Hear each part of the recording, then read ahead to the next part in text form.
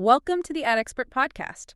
It is great to be here. So today we're going to do something a little different. Usually when we talk about marketing, it's all about growth, right? Absolutely. Expanding reach, getting more eyeballs. Casting a wider net, it's always about more. But today we're doing a deep dive into the art of less. The art of less. I like that. Or to be more specific, the art of saying no to the wrong people. That is a fantastic way to frame it. We're looking at a strategy that's, arguably more important than finding new customers. It's stopping yourself from paying for the wrong ones. Exactly. We are talking about the high-stakes world of pay-per-click advertising, or PPC, and specifically, we're unpacking a concept that sounds, well, a bit gloomy, but is actually a financial lifesaver: negative keywords. It does sound a bit counterintuitive, doesn't it? Negative keywords. But in paid search, being negative is probably one of the most positive things you could do for your budget. I love a good paradox. So, to guide us through this, we've got some really interesting material. We're pulling heavily from a blog post called Precision Targeting: The Power of Negative Keywords in PPC. Right, which was published just a few days ago, January 20, 2026, by Sam Ashrafi. And to give us some context on who Sam is and, where this advice is coming from, we're also looking at the About Us profile of Ad Expert. Yeah, and getting to know the source here is actually pretty crucial because it tells us why we should listen.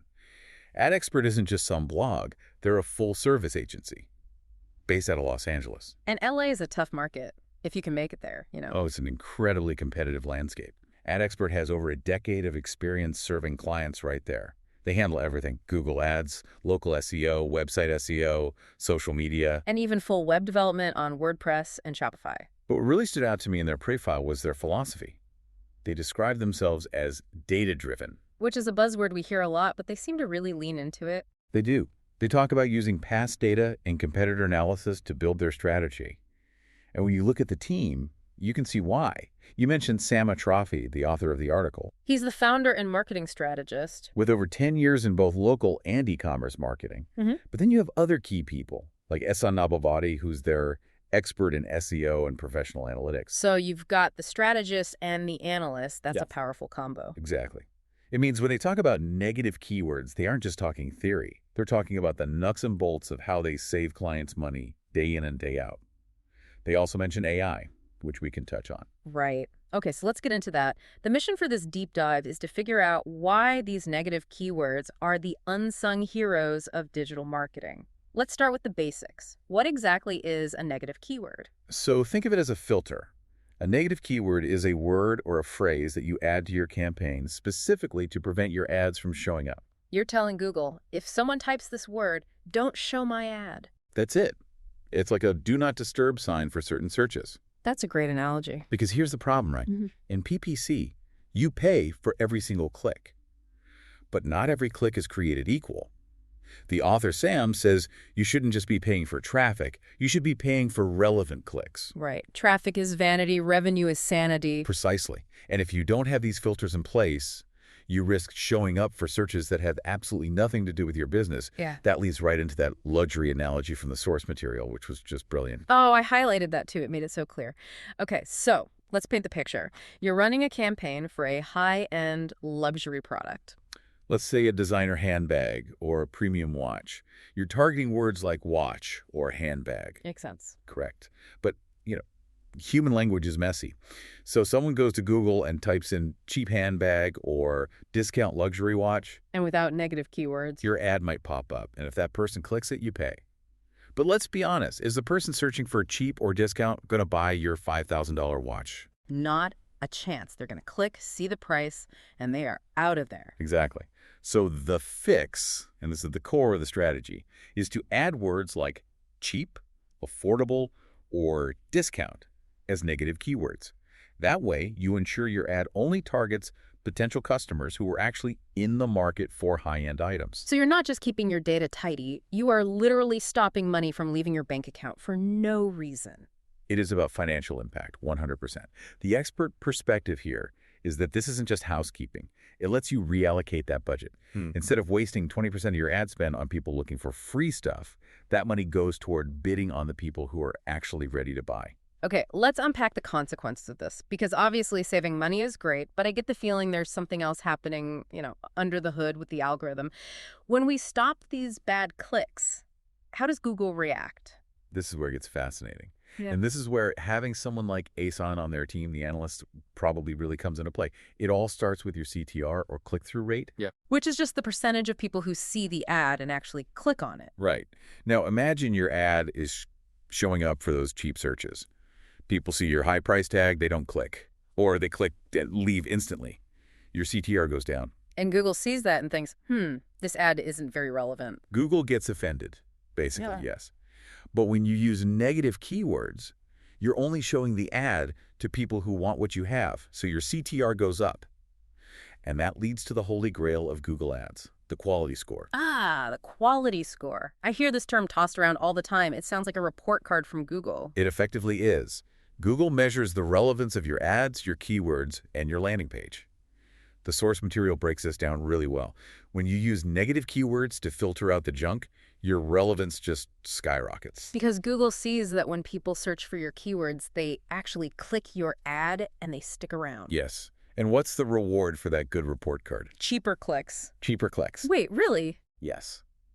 A higher quality score means you can actually pay less for each click than a competitor with a lower score, even if you're bidding on the very same keywords. That is wild. So by excluding the people who won't buy, you actually make it cheaper to acquire the people who will. Exactly. And that flows right into the final metric the source highlights. ROI, return on investment. The ultimate goal, as Ad Expert points out, isn't just visitors. It's driving conversions. Of course. When you filter out irrelevant traffic, your conversion rate naturally goes up because the pool of people you're talking to is just better. Better conversion rate plus lower cost per click equals a much, much healthier ROI. It's a win-win. Okay, I'm sold on the why. I don't want to pay for free seekers if I'm selling a premium service. But let's talk about the how. How do we find these negative keywords? Do we just brainstorm words we don't like? You could, but that's guessing. Ad Expert advocates for that data-driven approach. The first tool they mention is the search terms report. And that's different from just looking at your keywords, right? Oh, yes. Significantly. Your keywords are what you think you're bidding on. The search terms report shows you the actual literal queries that users typed into Google that triggered your ad. Oh, wow. So that's where you see the reality versus the expectation. Exactly. You might find that you bid on business consulting, but you showed up for free business consulting templates. You would never know that unless you looked at the search terms report. So you have to check that regularly. The advice is to review it weekly or monthly. You just scan the list, spot the irrelevant ones, and add them to your negative list immediately. Okay, so that's reactive. You're fixing what already happened. Is there a way to get ahead of it, to be proactive? Yes, and that is where the Google Keyword Planner comes in. The source mentions using this tool before a campaign even launches. You can type in your main keywords and see all the related terms Google suggests. So if I type in luxury watch and Google suggests luxury watch repair or luxury watch rental, and I don't do those things. You add repair and rental to your negative keyword list before you spend a single dime. You're basically inoculating your campaign against bad traffic before it even starts. That is smart. Now, the source also got a little technical about match types. It mentioned broad, phrase, and exact. How does that apply here? It's all about precision. You can add broad negative keywords, which blocks that word whenever it appears, or you can use phrase and exact for more control. The key takeaway is that you can apply these at the campaign level, affecting everything, or just at the ad group level. So if I have one product that's expensive and one that's cheap, I can be more selective. Exactly. It's not a blunt instrument if you use it correctly. I want to circle back to something we touched on earlier, the Ad Expert team themselves. We've talked about the tools Google provides, but it sounds like Ad Expert brings some extra firepower to this. They do. They mention something they call real-time marketing insights with live tracking. A bird's eye view, I think was the phrase they used. Yes. A bird's eye view of the entire marketing landscape. This is huge because standard reporting can have a delay. Ad Expert offers live tracking, so if you see a sudden spike in traffic but zero sales, you can investigate right away. Maybe you started ranking for some weird viral search term that's totally irrelevant. And with live tracking, you catch that instantly. And they also mentioned AI, innovative AI solutions. Which is very 2026. You know, they use AI for optimization and customer targeting. When you combine AI with negative keywords, you're getting into very sophisticated territory. The AI can probably predict irrelevant patterns faster than a human ever could. It fits perfectly with their data-driven success philosophy. Right. It's not set it and forget it. They're using technology to constantly refine that filter. And that brings us to the now. The blog post is dated January 2026. It explicitly talks about succeeding in 2025 and beyond. Why is this focus on negative keywords so critical right now? Well, it was always important. But the stakes are just so much higher now. The source talks about the competitive digital landscape. The reality is more businesses are online than ever before. Cost per click has been rising for years. You can't afford to be sloppy anymore. The margin for error is gone. Precisely. If you're wasting budget, your competitor, who is using negative keywords, is eating your lunch. They're paying less for better leads. The source basically says businesses must integrate this to survive. It's about future-proofing. And that connects back to Ad Expert's approach. They say they focus on building long-term partnerships. Exactly. They aren't looking for quick wins. This process reviewing search terms, refining lists, it's an ongoing discipline. It's a marathon, not a sprint. Their profile talks about continuous optimization, and that is what negative keyword management is. You're never really done. That is such a good point. Language changes, trends change. If you aren't watching your search terms, you're flying blind. And remember, these principles are universal.